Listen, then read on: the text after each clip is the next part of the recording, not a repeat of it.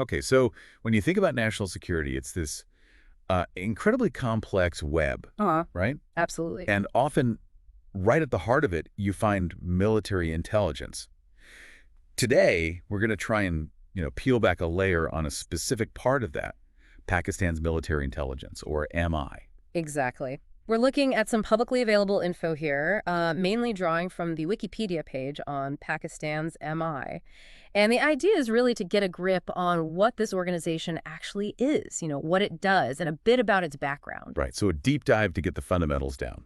Let's kick things off right at the start then. When we say the Pakistan Army Corps of Military Intelligence, what are we actually talking about? Okay, so it was established back in March 1948. That's pretty early on, just after Pakistan's independence. Wow. And within the structure of the Pakistan Army, it's classified as a combat service support branch. Combat service support. Yeah. So what does that mean in practice? They're not fighting directly.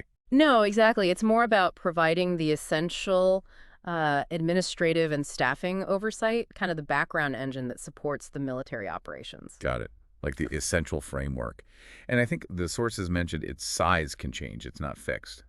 That's right. It seems to be pretty dynamic, scaling up or down depending on what's needed, the security situation at the time. Their main base, the headquarters, the general headquarters, or GHQ, that's in Rawalpindi in Punjab. Rawalpindi. Okay. A familiar name in this context. And it's got a nickname, doesn't it? Most of these organizations do. Yeah, it's generally just called MI. Simple as that. MI.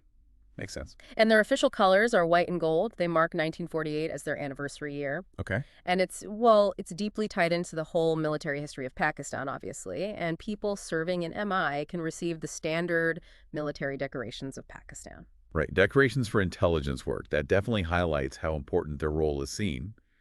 The sources also list some prominent figures who've led the MI. Any names that jump out?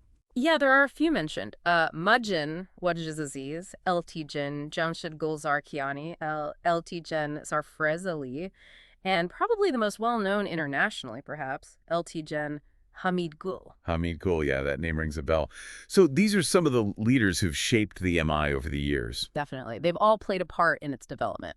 Okay, so we have a sense of the who and where. Let's dig into the what. What's the core job, the main function of the Directorate of Military Intelligence? Well, even though it's an administrative and staff service branch, a really key part of its job is assessing intelligence about the military capabilities of other countries. Ah, so keeping tabs on potential adversaries, understanding their strengths. Exactly. It's about that strategic awareness, knowing the external situation. Makes sense. But it's not just about looking outwards.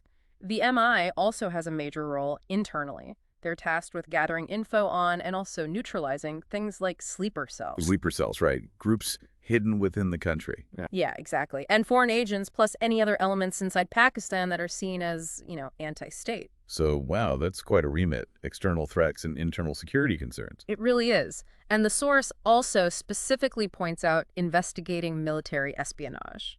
How does that fit in? Is that common? Oh, absolutely critical. Yeah. It's about protecting the military from the inside, making sure sensitive information doesn't leak, that personnel aren't compromised. It's vital for maintaining the integrity of the armed forces. Okay, that makes total sense.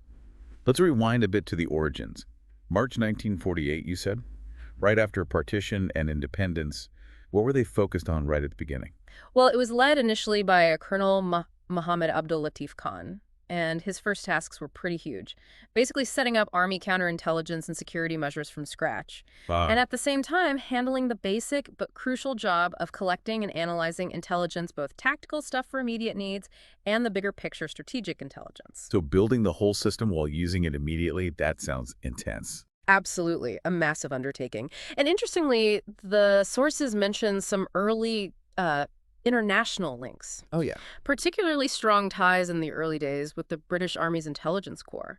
Seems British officers were quite involved initially, especially in helping shape the Army's counterintelligence approach. That figures, given the history, the shared background with the British Indian Army before partition. Exactly, a kind of transfer of know-how from an established system. So fast forward to more recent times, how has MI's focus shifted? What are the big operational areas now, according to the source? Well, it still reports directly to the Army GHQ in Rawalpindi. That structure remains.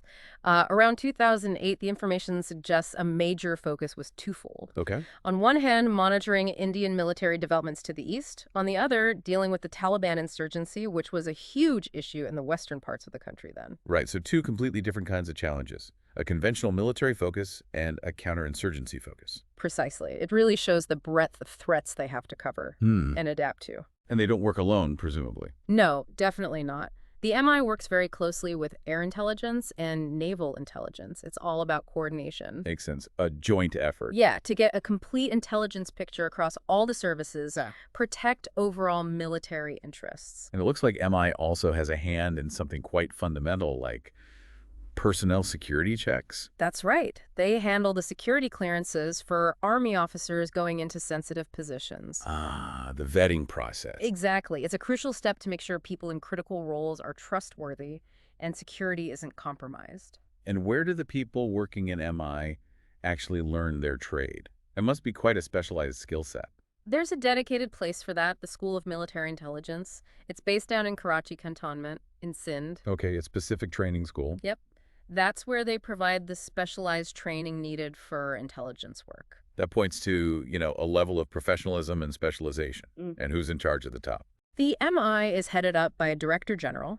This person is typically an active duty major general, which is a senior 2-star rank in the Pakistan Army. The major general. And who do they report to? The director general usually reports to the chief of the general staff, who is also based at the Army GHQ in Rawalpindi, so a clear line of command there. Right, clear hierarchy, essential in the military. Yeah. Okay, and just for context, the source mentions a couple of related organizations. Yeah, just briefly under a C also note, it lists air intelligence and naval intelligence, just highlighting that MI is one part of Pakistan's broader military intelligence community. Okay, so let's try and pull this all together then. Based on what we've looked at, Pakistan's military intelligence, the MI, set up way back in '48. It's clearly a key part of Pakistan's whole defense and security setup.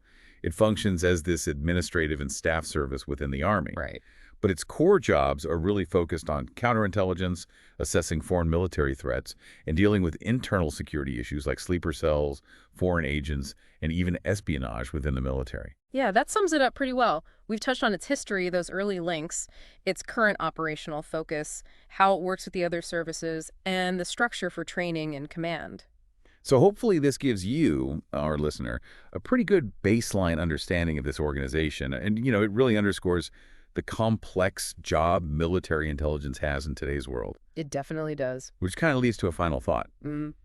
Considering everything we've discussed, how does an organization like Pakistan's MI navigate the newer challenges? Things like cyber threats, information warfare. Those weren't really on the radar back in 1948. How do they adapt? That's a huge question, isn't it? The landscape is constantly changing. It is something to think about, maybe, how these established structures tackle completely new kinds of threats. Absolutely. But hopefully, understanding the basics of MI structure and mission gives a clearer view of the complex world of international security and how nations work to protect themselves.